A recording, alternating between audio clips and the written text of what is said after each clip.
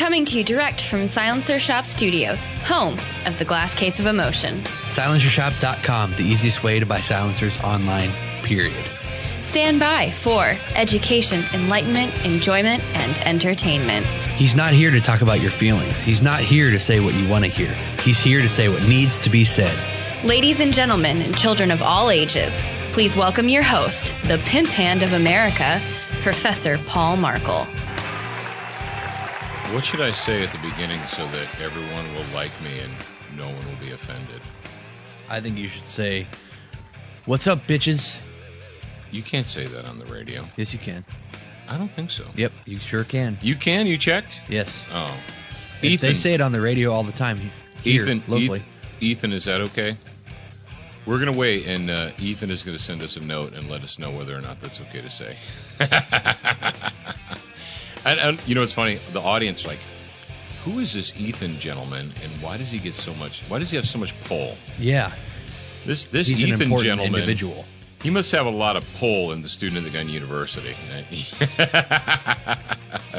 Welcome to a brand new week of Student of the Gun Radio, freaks and hippies. Oh, did I hurt your widow feelings? If I just hurt your widow feelings, you should probably go away now. You should probably go find a safe space, crawl in it, and suck your thumb or something. But for the rest of us, for the adults in the audience and the wannabe adults, we're going to go ahead and continue. We're going to continue our pursuit of excellence here. And you're listening to Student of the Gun Radio, soon to be award-winning.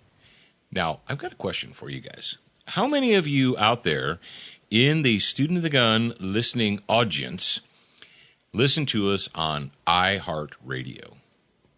Do you really? You can put your hand down now. But if you do that, you know you could nominate Student of the Gun Radio for an iHeartRadio award. Do you know you guys can do that? And there's also, Jared, did you know that there's an annual podcast awards? Did you know that? Yeah, I knew that. Yes, there's an annual podcast awards. And if you are listening to us, I'm not sure if the method or mode, like obviously iHeartRadio, you have to use iHeartRadio to nominate somebody. You can't nominate someone for best iHeartRadio show from iTunes because they're competitors. But for the podcast one, I think it can be from anywhere. I think you can from Podcast Gallery or Republic or iTunes or TuneIn, SoundCloud, you name it. So you have the power and the authority and permission from Jared to nominate Student of the Gun Radio for the podcast awards and for the iHeartRadio awards. Now, the iHeartRadio thing is relatively new for us because, 24/7 on-demand podcast shows, the on-demand audio that we provide is also relatively new to iHeartRadio.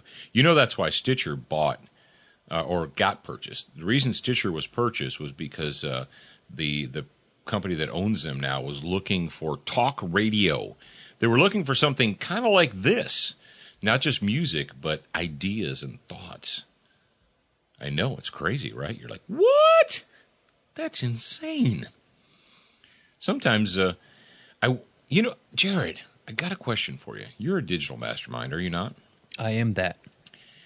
Is the technology currently available to direct translate my voice? What do you mean? Like put it into text? No, in audio. Like the UN does where they have little headphones on. Oh, yeah. And I say it. So let's say if you're in Kazakhstan and you want to listen to me in your native tongue, could you do that? Could you have it translated? If you're in Germany or I do Italy know that, or like a lot of the, if you don't sprechen the English, a lot of the things that people do, I don't know if it's automatic, but I do know that like for events, people actually have like, you know how when somebody's on stage and they have the glass booths right, over on the side, translators, they have the translators that are speaking as the other person speaks.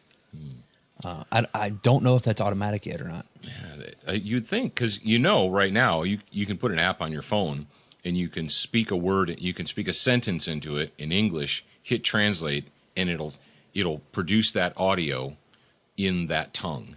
So, like, let's say but you know how the auto translations are. It's like, what did you just call me? It doesn't. Yeah, it doesn't get regional diction. Yeah, that whole thing. I don't think computers are ever. You're not allowed to speak in idioms.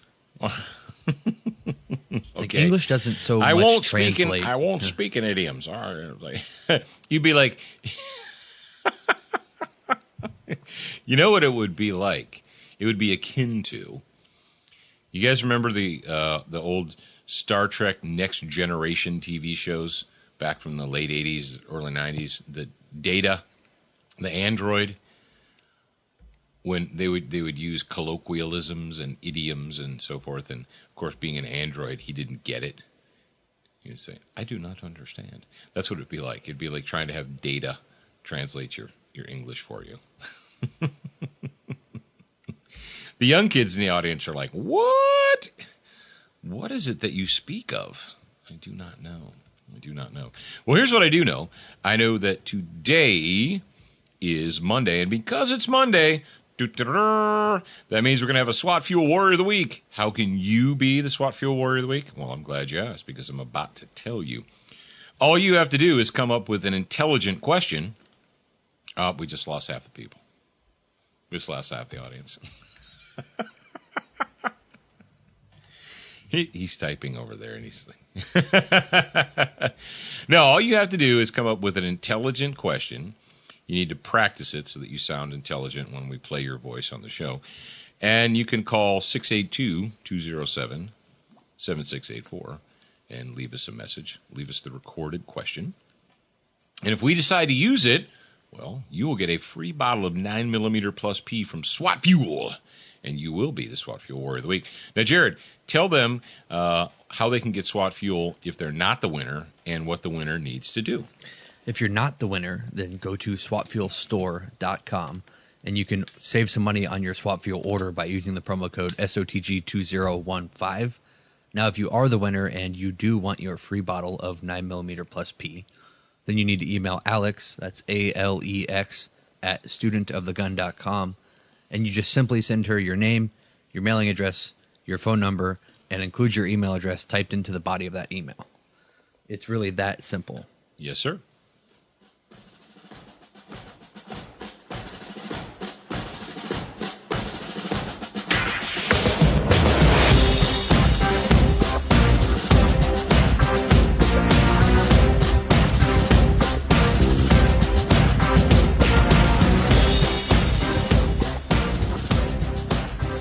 Hey, Professor Paul. This is Big Al from Raleigh, North Carolina.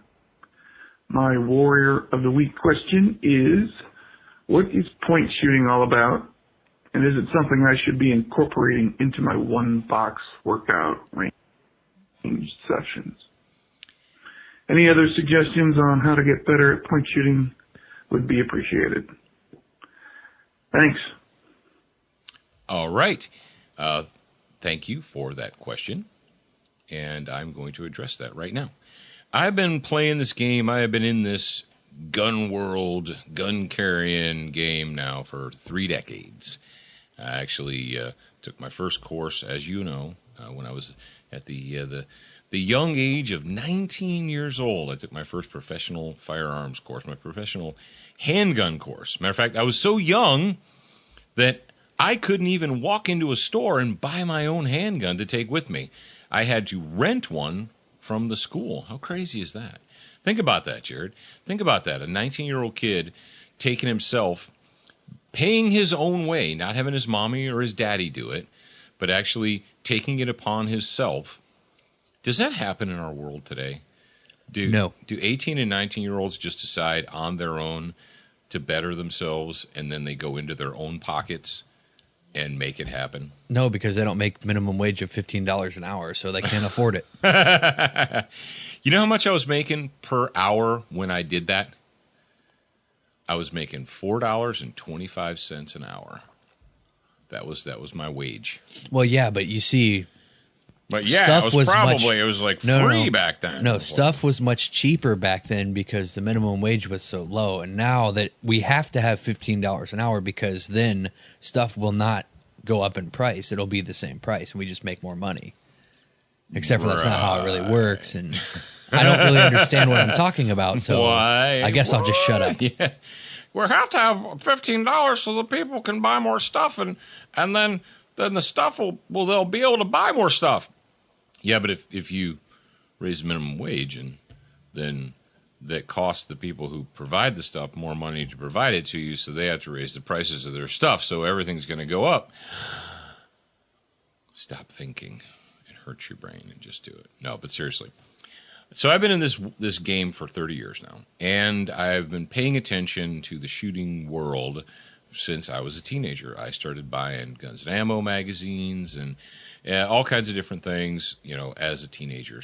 Believe it or not, I don't know if they restrict the sale of gun magazines today in certain areas. Probably in New York, you have to show ID to buy a gun magazine. But, I was buying Soldier of Fortune when I was 15, 16 years old, and Guns and Ammo and all these other different magazines. And one of the favorite subjects of gun magazines as I was growing up, and still today, and on blogs and so forth, and is point shooting versus aimed fire, right? What is more important? And, there were black and white photos of the old, there's a picture of Bill Jordan with his elbow at his belt line, and he's got his 6-shooter. And then there was the Fairbarn Rex Applegate, and they had pictures of the guys with the old timey state troopers. How many of you guys remember these pictures? Like the black and white photos of the state troopers, and they would have their left hand centered over their chest, and they were squatting, and they had their revolvers out. And their elbow was touching their belt line, and they're looking forward, and they've got the gun, about 12 inches below their point of, or their vision, right below their eyes. Now, Jared, have you seen those pictures? Those old timey, put your left hand over your heart like a reverse Pledge of Allegiance kind of thing. Now, when we do our draw stroke, I tell people to do that. I tell them to do the reverse Pledge of Allegiance. Now, if you're left-handed, you just do a regular Pledge of Allegiance. But you put your left hand high up on your chest. But why do I do that? So your left hand's not hanging out in front of the gun. Because the left hand needs, or the support hand, I know you lefties are getting all bunged up. The support hand needs to not be anywhere where the muzzle's going to be, in direct contact with it. You don't want your hand hanging out by the front of the gun when you're in the process of drawing it. So I tell people to reverse Pledge of Allegiance, put their hands up high on their chest, draw the gun, then bring it underneath, put them together, and do your thing. No, in the old days, they actually would tell you, I read this in magazines in the 80s, and that the purpose of putting your left hand up there was to protect your heart. So from incoming fire. That is an awesome plan. I fully support that, and you should do it. Yeah. No, people. There were. Now you laugh, but there were people that would tell you that. They're like, "Yeah, that's what you do, man." Well, don't you know the small bones in your hand? They will deflect the bullets. Oh yeah, man. The shotgun bullets. The shotgun bullets from the shell, from the spent bullet shell casing. Yeah, I'm sorry, you guys, because I just realized that we talked about that on Friday, the grad program. They don't get it. They're like, what's he talking about? Shotgun bullets and spent bullet casing shells. Yeah. Sorry about that. That was from a lunatic news story that doesn't know what a cartridge of ammunition is. But point shooting. Essentially what point shooting is this. It's the idea or the thought or the concept that a human being naturally, because of being a human, knows how to point at an object that they want to look at, that they can look at an object with their eyes, and that they can point their finger or at that thing. And by natural extension, they should be able to point a gun at that thing, right? And we see it. We have seen point shooting in movies since there have been movies. Since they figured out how to make motion pictures, even with no sound. They had old black and white cowboy movies with guys whipping out their gun, big puff of smoke, boom. Guy shoots from the hip, and there were crazy things. Guys shooting from the hip, knocking dudes off of rooftops and off of horseback, and because they were good, man. And then we moved into the television era, and you had your detectives, your hard-nosed detectives, and they were point shooting their J-frames, pow! And so, of course, in the United States of America, we also had literature, and we had Rex Applegate. And Rex Applegate was a big advocate of point shooting. Now, Rex Applegate didn't point shoot from his belt. What he would do is he kind of like jammed his arm out at the target, right? Can you do that? Yes. Yes, you can. Here's the thing. So the concept of point shooting is this. It's looking at your target and pointing a gun at the target and shooting the target without actually engaging or using the sights on your gun. That is point shooting. That is some people call it instinctive shooting. Some people call it natural shooting. Some people call it, but that's what point shooting is. It's shooting your target without using your sights. Okay, great. Is it possible to hit a human being, a human person, human-sized target with a handgun at normal distances reliably without using your sights? Yes, it is possible. It 100% is. Well, then why don't you advocate it? Why don't you teach it? Why don't you tell people to do that? Okay. Well, there's a reason for that, and I'll get into that in a second. Now, obviously, the opposite of point shooting is sighted shooting, where you actually find the sights on the handgun. Specifically, you look through the rear, find the front, put that thing on what you want to shoot, press the trigger. Rinse, lather, repeat, right? Now, if you watch dash cam videos, right? You watch dash cam videos, you watch security surveillance videos, you watch, banks and liquor stores and all these different places they get stuck up or body cams or dash cams from police officers. And every time a person who's a gun carrier, they get surprised, right? They didn't expect it to happen. They're just living their lives. This is a, quote, routine traffic stop. And then all of a sudden the guy jumps out or sticks a gun out. And what do? They whip out their gun. They extend their gun arm as far as it'll go and start shooting as they're backpedaling or side pedaling or what have you. And usually the first couple of shots all go like that. Then they recover, they'll put the other hand on the gun, and then they'll finish. Some of those initial shots will connect with the target. Often they don't. Often they do not connect with the target because they're just shooting wildly and they've got an adrenaline dump. Now, does that mean it cannot work for you? No, it doesn't. Here's the deal.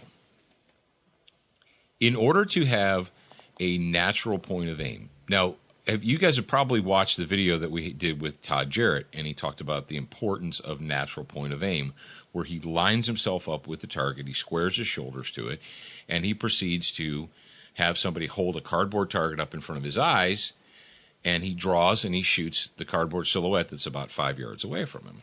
And he hits it. And then he hits it again, and hits it again and again and again. And you say, well, he's point shooting. He's not even looking at his sights, so look what he can do.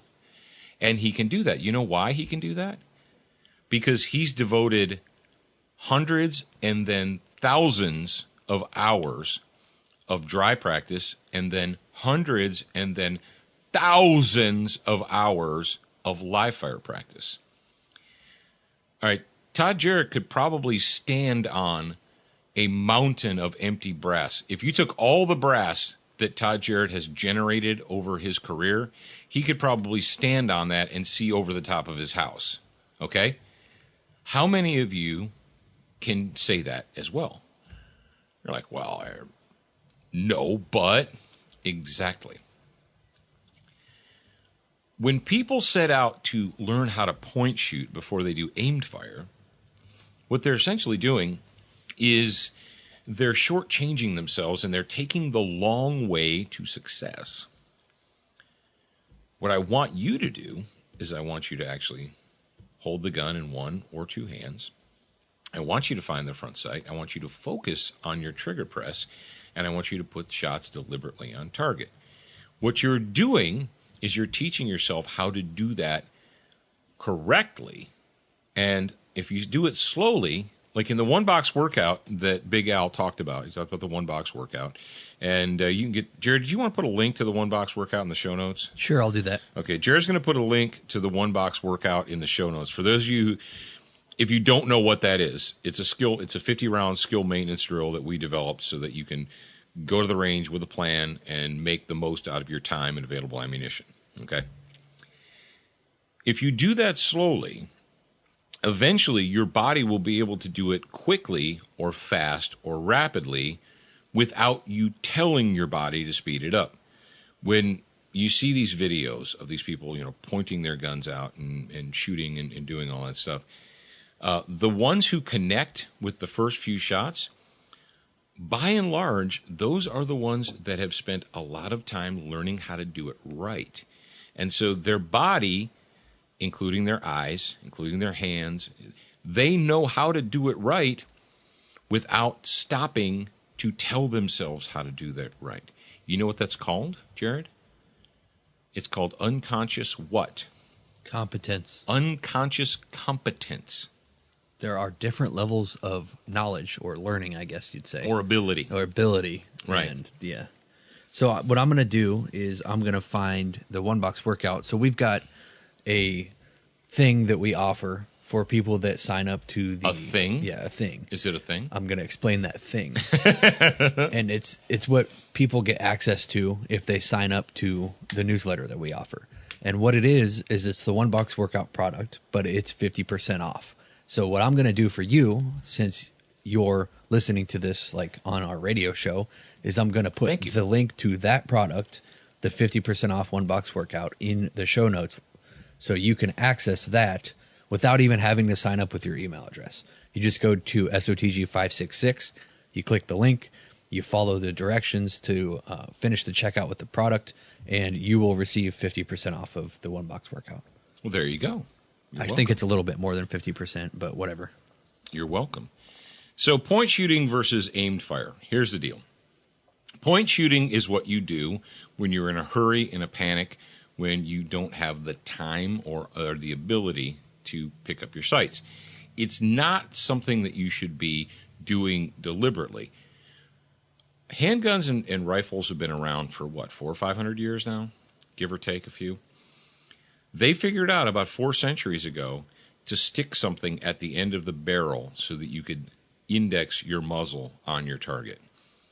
They knew 400 years ago that you needed a sight so that you could properly index the muzzle on the target.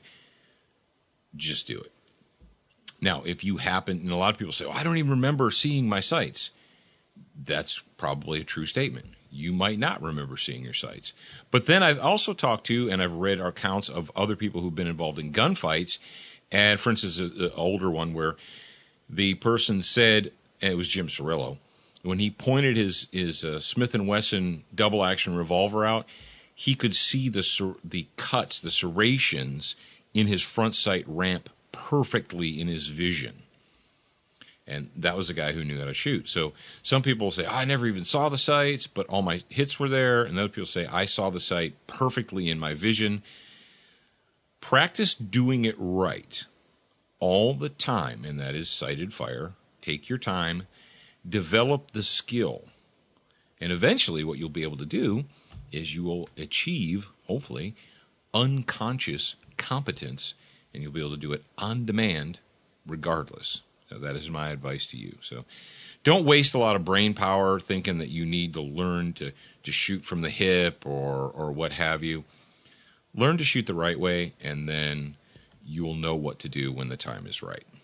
Attention, new listeners. We produced a free training video series called 7 Training Tips That Could Save Your Life. We want you to have access to this life-saving information. Get instant access now at studentofthegun.com. Do you watch Student of the Gun TV, read the blog, and follow us on Facebook? If you answered no to any of those questions, you are wrong, but you can easily fix yourself. Go to studentofthegun.com to find everything SOTG.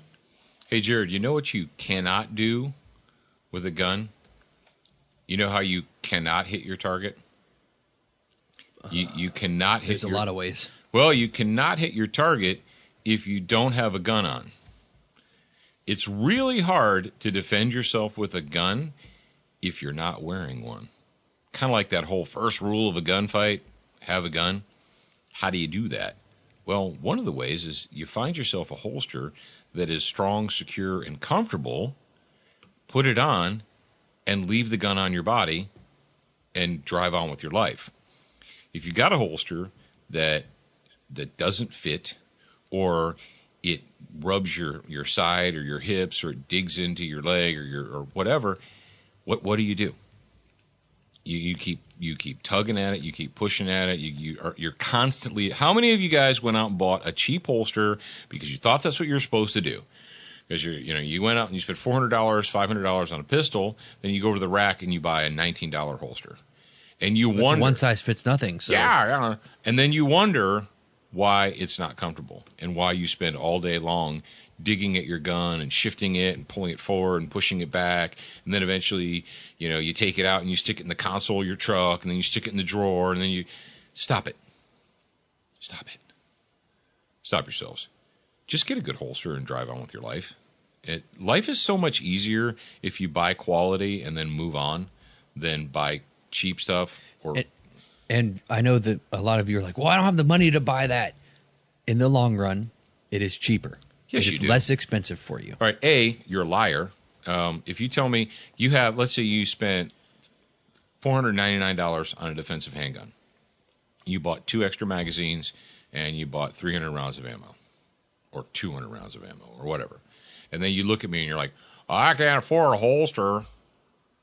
Yes, you can. You can afford a holster. You may choose not to buy a good holster because you're cheap and you're ignorant, but you can. And it's all about choices.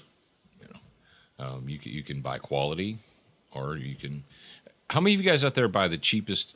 If I told you to buy the cheapest Chinese-made tools that were available, a lot of you guys would be angry at me. If I suggested that you buy this Chinese, Taiwanese pot metal screwdriver set or wrench set, you'd be angry at me.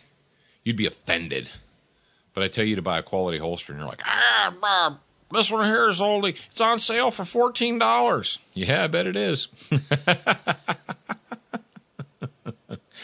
But it is America, and you can do what you want. And what I want to do is I want to tell you that you should go to crossbreedholsters.com, and you can buy the highest quality, most comfortable inside of the waistband holster that you're probably ever going to wear.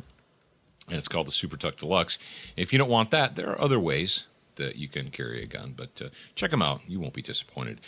Frog Lube, it's how you keep your guns clean and minty fresh and rust-free and working, and how you can clean them and then lubricate them so that machine that you call a gun continues to function properly. It's crazy, I know. You can get Frog Lube from them at froglube.com, or you can get it from Brownells or your favorite retailer. Do what you want. You're an American. You might not be able to get it at Gander Mountain. That's the only place you might not be able to get it. Century Arms, the sweetest smelling arms maker in the U.S. of A. They make the C39 V2, 100% made in the USA. AK, they have SBRs. If you're an SBR guy, you can get a C39 V2 SBR from them. And in addition to that, you can get the TP9 SA, SF, SFX, and the Elite, the Elite, the compact version. Check them out at centuryarms.com. Oh, you know what I want? If I had one wish for the world, it would be this. It would be that you would not have to have an ugly gun. If I could make a wish for you, it would be that your gun is not ugly. How's that sound? How do we not have ugly guns? Well, we go to Lauer Weaponry, and when you arrive at lauerweaponry.com, you can purchase pretty much any color, shade, and luminescence. You can get fluorescent yellow, green, pink. You can get super non-reflective, ultra flat, not fat, ultra flat, olive drab, or desert tan, or black. You can get Dura dyes that looks like well, they're multicolors, right? They're red and blue and orange and yellow and just all kinds of craziness. Dura-Blue. You're like, I don't want fancy colors. I want my gun to be blue like it's supposed to be. Okay, do it, man. Dura-Blue. Here's the cool thing. In case you didn't know, you can do it all from your own garage or your own workshop. Yeah. Crazy. Duracoat products are available right now at brownells.com, or you can go to Lauer Weaponry, or you can go anywhere. Do what you want. You're an American. I don't know if they ship it overseas. They ship it to socialist foreign countries or not, Jared. Do they? We'll have to check on that, because I would say that Europeans probably restrict the import of Duracoat because it violates some kind of fairness agreement or something. And I don't think you can do it in New York City. I think that the current communist in charge probably is still obeying Nanny Bloomberg's edict to forbid Duracoat from New York. But everywhere else, I can only imagine the number of ugly guns in New York City because Duracoat was banned there. Oh, the T-Rex. You're like, what is a T-Rex? It's a dinosaur, right? Well, T-Rex is a dinosaur and it's a Hummer. And if you go to LCW Duracoat, that's their Instagram page, our crazy friend Steve Lauer is Duracoating a Humvee, one piece at a time. It's great. It's crazy. Check them out. All right, freaks and freakettes, one more thing I want to tell you about before we get into some vagination music. Yes, Brownells, brownells.com. You can get Duracoat products, and Frog Loop products, and Crossbreed products. I don't know if you can get Crossbreed products. You can get Century products. I know that for a fact. You get it all from Brownells. If you're a gun person and you know a gun person, you don't have to be a gunsmith. You can be just a regular Jane. Can you be a gun Bob? You can be a regular old Jane or Jim, and you can get yourself some gun stuff. If it goes in, on, or around a gun, or it is a gun itself, you can get it from Brownells. That's the crazy thing about the world we live in. All right, guys.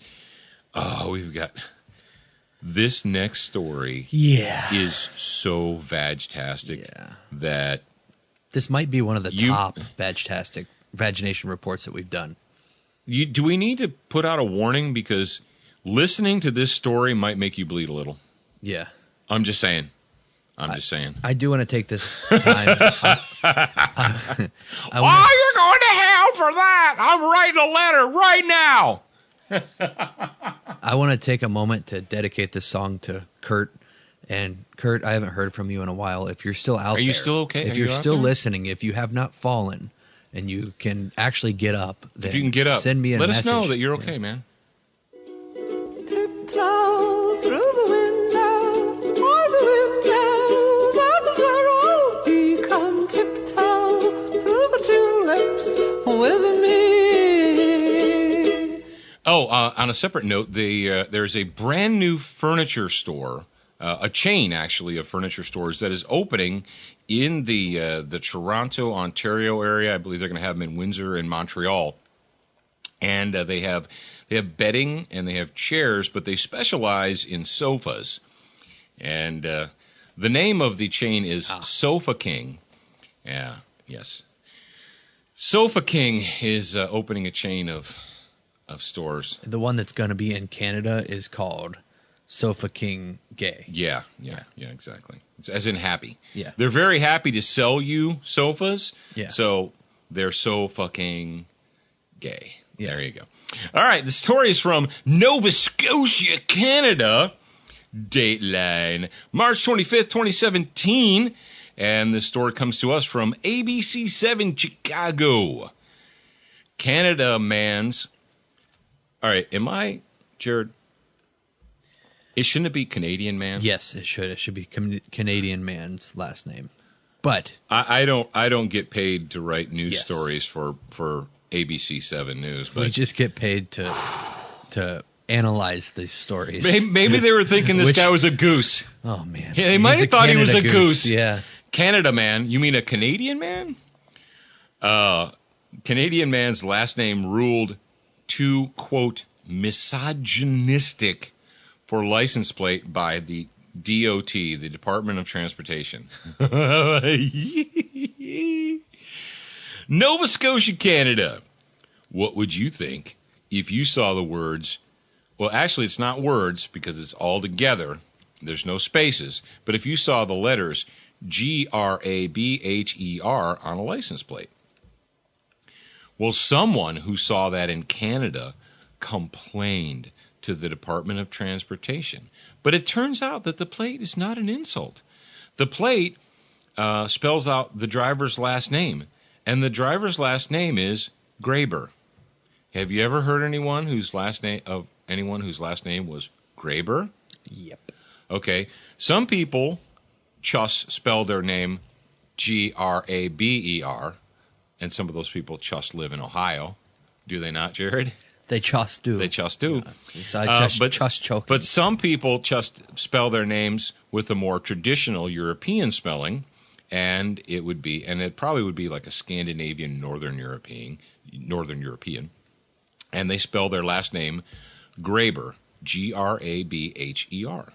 Well, apparently, someone on a Canadian highway was offended, and so they called and complained, because that's what you do in the world today. You get offended and you call to tell someone that you're offended. The plate spells out the driver's last name, but that did not stop the Department of Transportation from canceling his plate. Check it out. There's a picture of the letter of cancellation from the Department of Transportation up there, eh? Dear Mr. Grabher, R.E., cancellation of personalized plate, Grabher.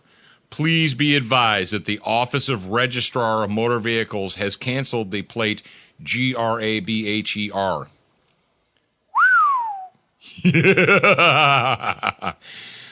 This is what's even better. When the plates first came out, I was so excited about it. This is what I wanted to get for my father. My father put it on a motorhome, and he traveled to many states.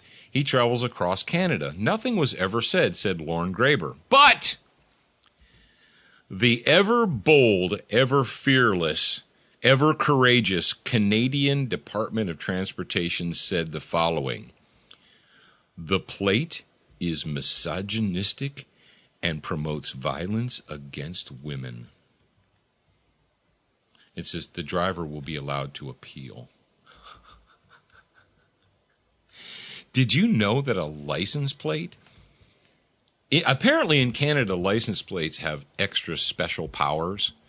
They have the ability, a license plate in Canada has the ability to promote violence against women. You're so weak. I'm sorry. I know that you guys that there's Canadians listening to me, that there's Canada men and Canada women, according to ABC 7.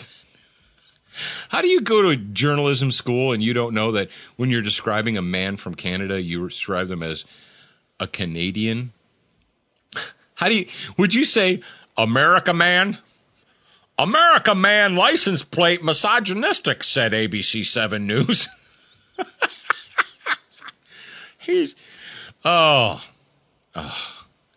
Woo! All right. You just take that one and marinate on that for a little bit. We got another story here, and this was shared with us by one of the America men that follows us on Facebook. I can't do it anymore. From www.foxcarolina.com, Fox News Carolina. Man tries to rob pizza place with gun magazine. Employee slaps it out of his hands. I'm glad that they actually had the cojones. They had some nuts in the air. The nuts were in the air. Yeah, they slapped this out of the dude's hand. Dateline, Myrtle Beach, South Carolina. Story from March 22nd, 2017. A man tried to rob a pizza place on Ocean Boulevard. This is in Myrtle Beach. Tuesday night by pointing a gun's magazine at the employee.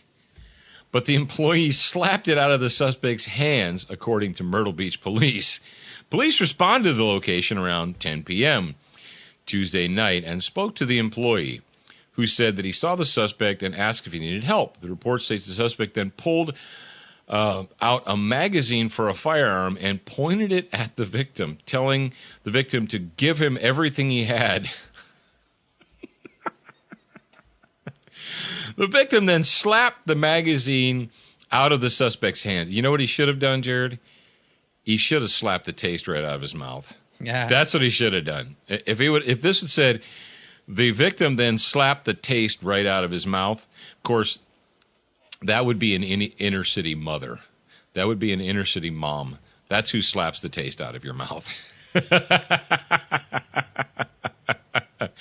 or a good Southern woman, a good Southern mom. You know, there, Jared, the ones that when you go to get your coffee or tea, says, "Here you go, baby. Here you go, honey." That's the kind of good Southern mom that would slap the taste right out of your mouth. The suspect grabbed 2 rounds that fell out of the magazine. He needs those for later, in case he ever gets a gun. Do you suppose there was like multiple robberies going on, and the one guy's like, "Okay, I'll take the gun, you take this part, and we'll both go commit robberies at the same time." Maybe this guy next time will. See, they put a picture of a 30 caliber AR mag in the with the story, but we have no idea what type of magazine it was that this guy was pointing at the employee. We're just left to assume.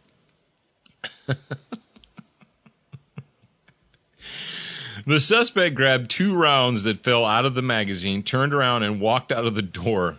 The report states city cameras did not catch the suspect leaving the restaurant, and we have. I don't know if this guy's been caught. I don't know, but if someone tries to rob you by pointing a gun magazine at you, the moral of the story is to slap the taste right out of their mouth and give them a life lesson. Say, hey, that's not how we behave in civilized society, and we ain't going to tolerate that there. The first comment on the story is, anyone that stupid has to be a Democrat. Well, you know, on a separate note, it's a doggone good thing that happened in Myrtle Beach, South Carolina, where they had the Cones to slap it out of his hands.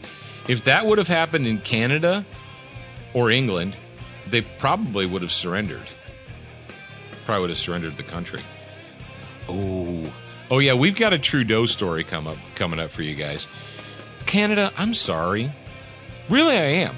Like I said on Friday, if I could give you arms, if I could arm you, I would do that. I would gladly arm you to revolt against this liberal fascism that is destroying your country. But you guys are just too polite, man. You're going to need to start being rude because your country's being destroyed.